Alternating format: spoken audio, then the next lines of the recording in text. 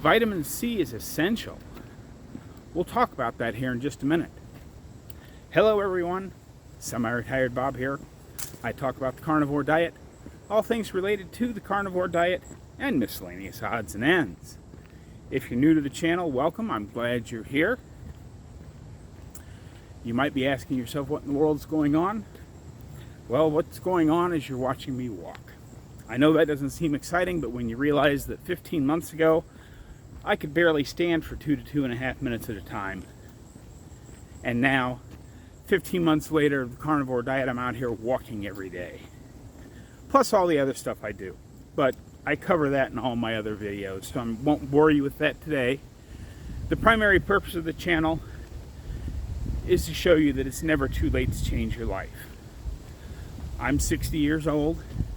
I started carnivore the day before my 59th birthday.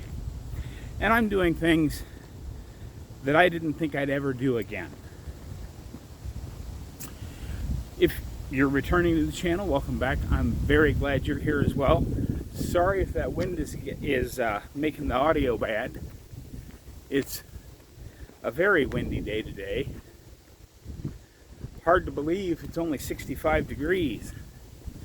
Of course, this is, as they say, the calm before the storm. It's 65 today, only supposed to be a high of about 75 after these clouds break up. And it's supposed to be fairly pleasant for the next couple, 3 days, and then heat back up into the mid-90s for this weekend. Figures to be nice all week when I don't have to work, and then when I have to go back out to work, it's going to be in the mid-90s. And the humidity is still way up, so I do want to cover one quick thing before I get to vitamin C. On top of everything else I'm trying, I'm going to give up that last little bit of cheese. Not because I think it's doing a lot of problems, but there may be a little bit of problem. I don't use a whole lot of cheese anyway. I mean, I put just a little bit of grated cheese in my eggs every once in a while. I've had the same 6-ounce block of cheese for a couple of weeks.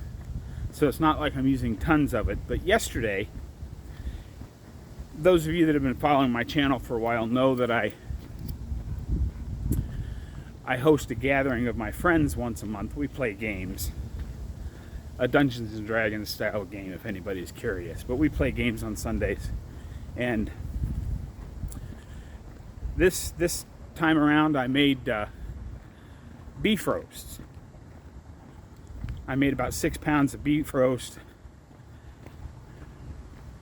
and had some, for them I had some carrots and potatoes and onions mixed up in it. But I just ate the beef. But one of the things somebody always brings is cheese.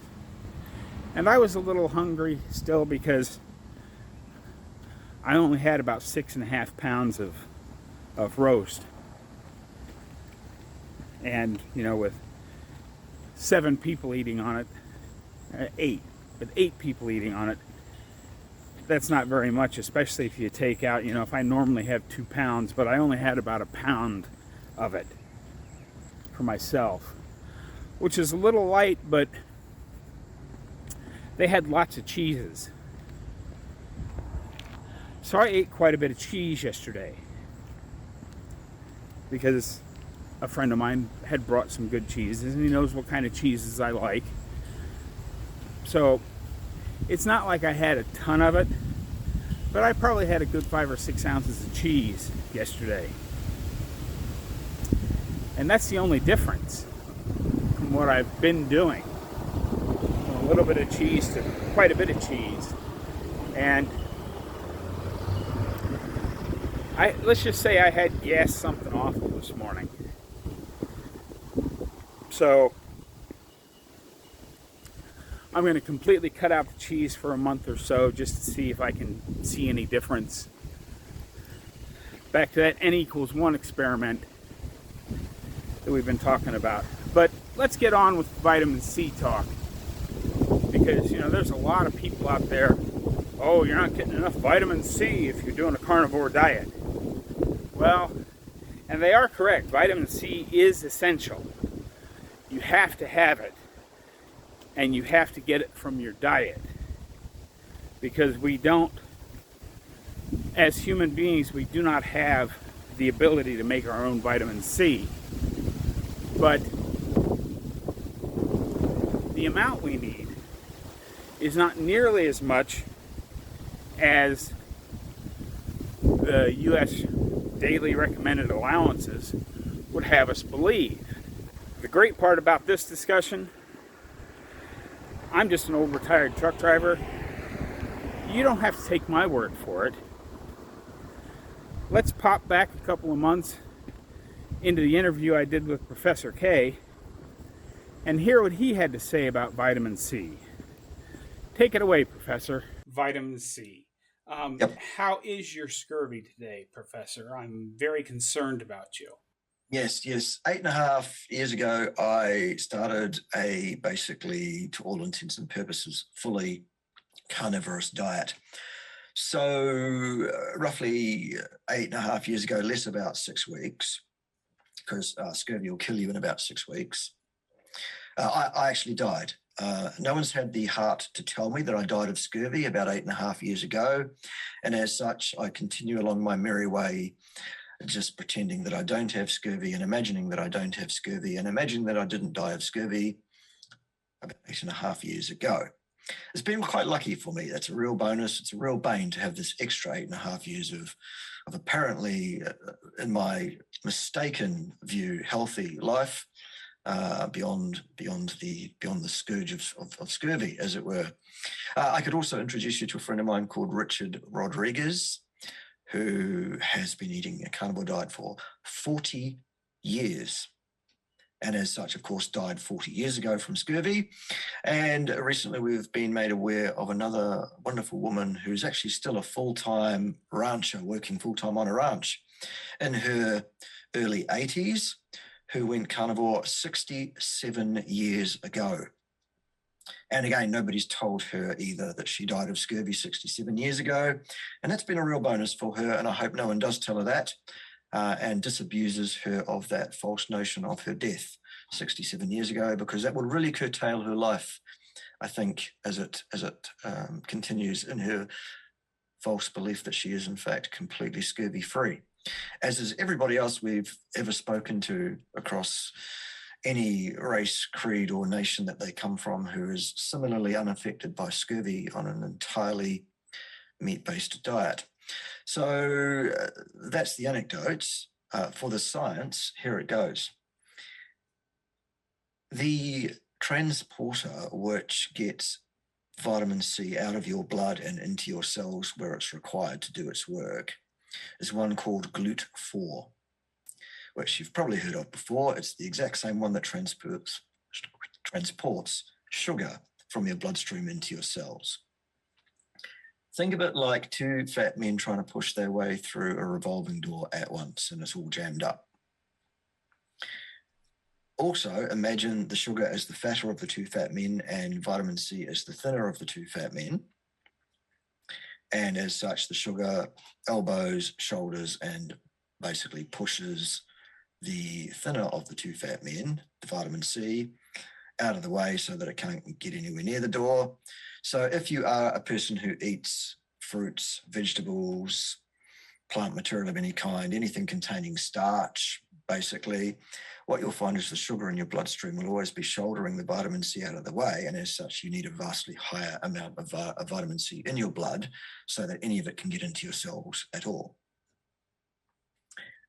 So the RDIs, the RDAs, the required amounts, so-called, for vitamin C, in the milligrams per deciliter of blood range, are vastly inflated by that sugar intake that human beings inappropriately are doing, largely. Turns out a carnivore person requires a blood concentration in the nanograms range of vitamin C to get sufficient into their cells and prevent scurvy and all that kind of stuff. Also turns out that that's about the amount that they will find naturally in the red meat of large ruminant animals. It's almost as if we've been doing that for 4.5 million years and our bodies have evolved for that purpose. Further to that, many animals produce their own vitamin C. They have an enzyme that means they can create vitamin C themselves. That gene is absent in human beings, entirely absent.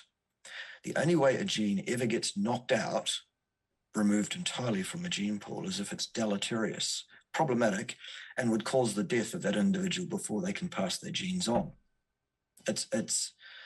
Genes don't just disappear because they're no longer necessarily useful. They have to be wiped out before they will be eliminated. And the gene for vitamin C production in humans is gone. There is not one human being alive that has that gene. That means the ability to make vitamin C was really very seriously problematic once we came down from the trees, stopped eating fruit, and started living on meat instead. Now, a lot of people say, well, what would that be? Well, here's my theory. This is not proven fact or science in any way, but it makes sense to me. Maybe it goes up your flagpole, maybe it doesn't. Here it is. When you stop eating sugars in the form of fruits, your need for vitamin C drops vastly, as I've just described in terms of that transporter issue. Therefore, if you are making your own vitamin C, making vastly more than your body now needs. A lot of people say, well, that's not a problem because extra vitamin C being water soluble, will just be urinated out. And that's true. Most of the excess vitamin C is urinated out when you have too much, but not all of it. Some of it is metabolized, and it's metabolized to a different substance. Do you know what that is, Bob, perchance? I do not. Okay, it is oxalate. Ah, that I've heard of. Right. Oxalate will kill you if you have too much oxalate in your system. The most common way that oxalate expresses when there's too much of it is kidney stones.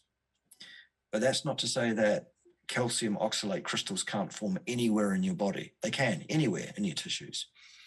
And when you think of kidney stones, because they're called stones, you think of something smooth and round like a pebble? No. Kidney stones are sharp, needle-like structures, star-like formations that puncture cells, pierce tissues, really, really nasty stuff. These crystals can form anywhere in your body, including in your eyeballs or in your urinary system in the terms of, kidney stones, etc. In any of your tissues, including in your bones, really, really bad stuff. So maybe humans came down from the trees, stopped eating so much sugar, didn't need so much vitamin C, continued to make it, and basically the people that were highly expressing this gene were dying off before they could mate with other humans and pass those genes on because it was killing them. Thus, it wiped it out. Well, I hope you enjoyed that little talk about vitamin C from Professor K. He makes a lot of really good points. So yes, vitamin C is essential, but we get plenty from the meat that we're eating. That's what I've got for you today, folks. Don't forget, get out there, be 1% better. Today, tomorrow, every day. Have a great day, folks. I will see you in the next one.